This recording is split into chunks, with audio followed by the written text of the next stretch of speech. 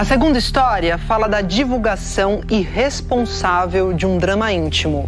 Na carta que publicou ontem, a atriz Clara Castanho diz que foi violentada não só pelo homem que a estuprou, mas também pelo julgamento das pessoas. É o relato mais difícil da minha vida. Pensei que levaria essa dor e esse peso somente comigo. Esta é a primeira frase da carta divulgada ontem pela atriz Clara Castanho, de 21 anos, em sua rede social. Ela veio a público esclarecer uma situação íntima e dolorosa que vem sendo exposta nas redes sociais e ganhou repercussão nos últimos dias.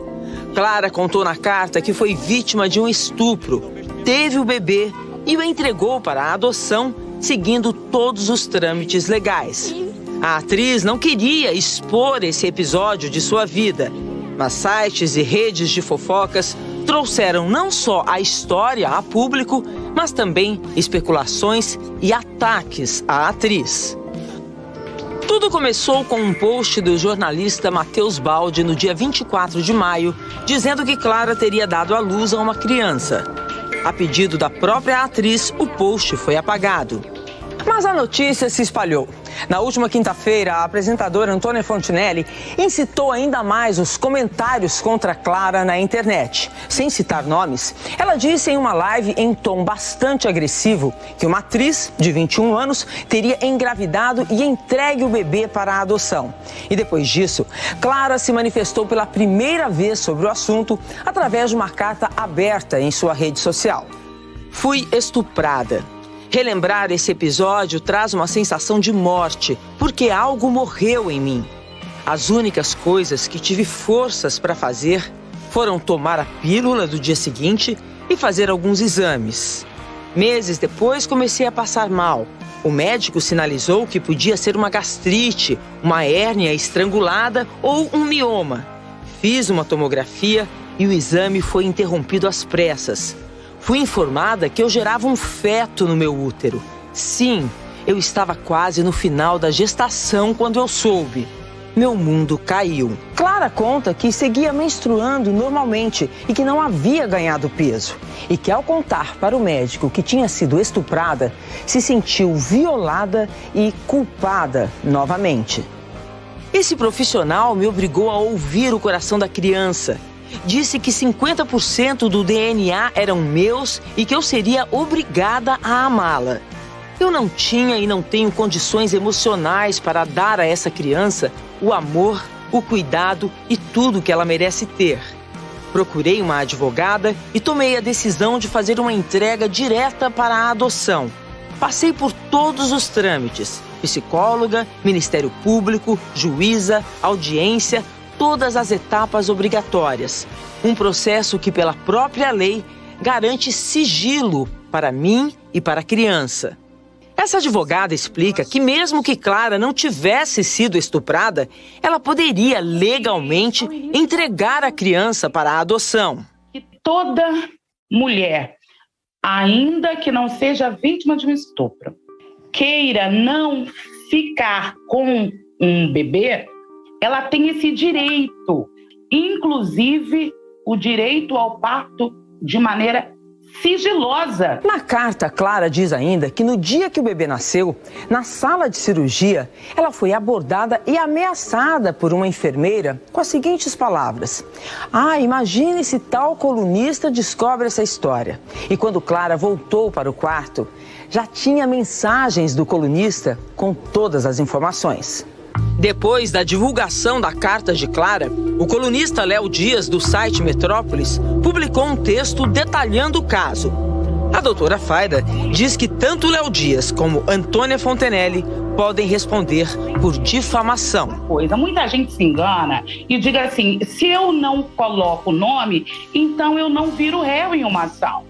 Se todos os dados que você relata dão conta que é aquela mulher, você pode sim virar réu numa ação por difamação. Na carta, Clara diz ainda: vocês não têm noção da dor que eu sinto.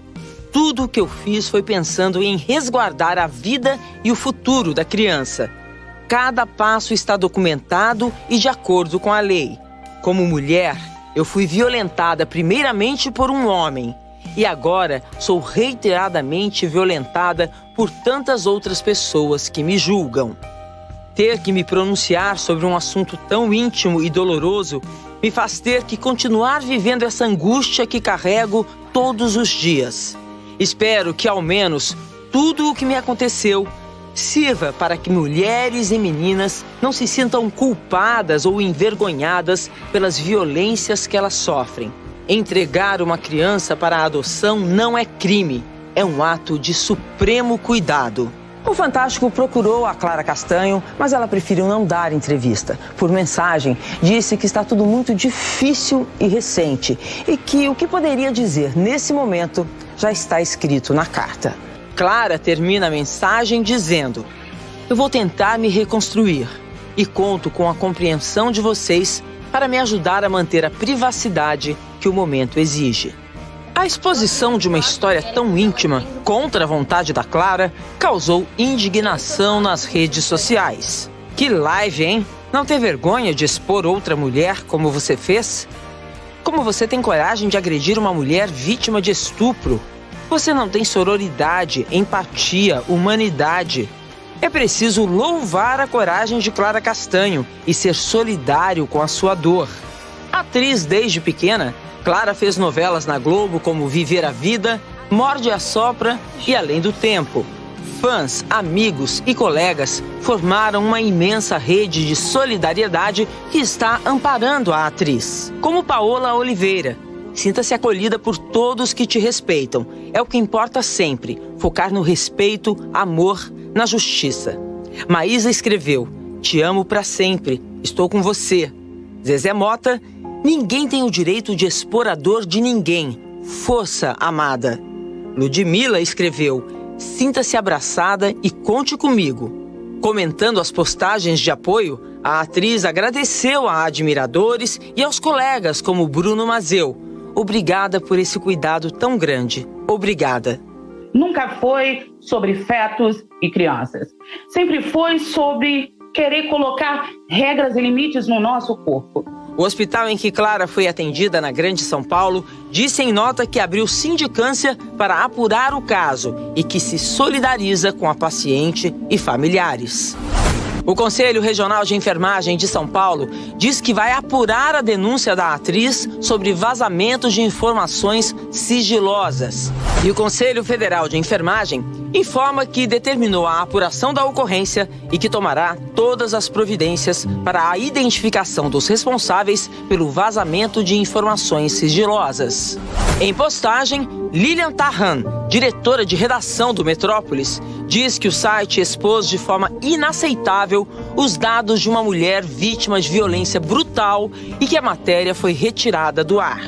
Hoje à tarde, o colunista Léo Dias pediu perdão à atriz. Ele diz que não deveria ter escrito nenhuma linha sobre esta história ou ter feito qualquer comentário sobre algo a respeito do qual não tem o direito de opinar. Também hoje em vídeo, Antônia Fontenelle tentou se eximir de responsabilidade sobre o episódio e não pediu desculpas. Como é que a gente pode analisar esses momentos tão dolorosos para a mulher esta semana? É muito triste ver que, ao invés de estarmos avançando nos direitos das mulheres, vendo os últimos dias, o que se apresenta é que estamos recuando.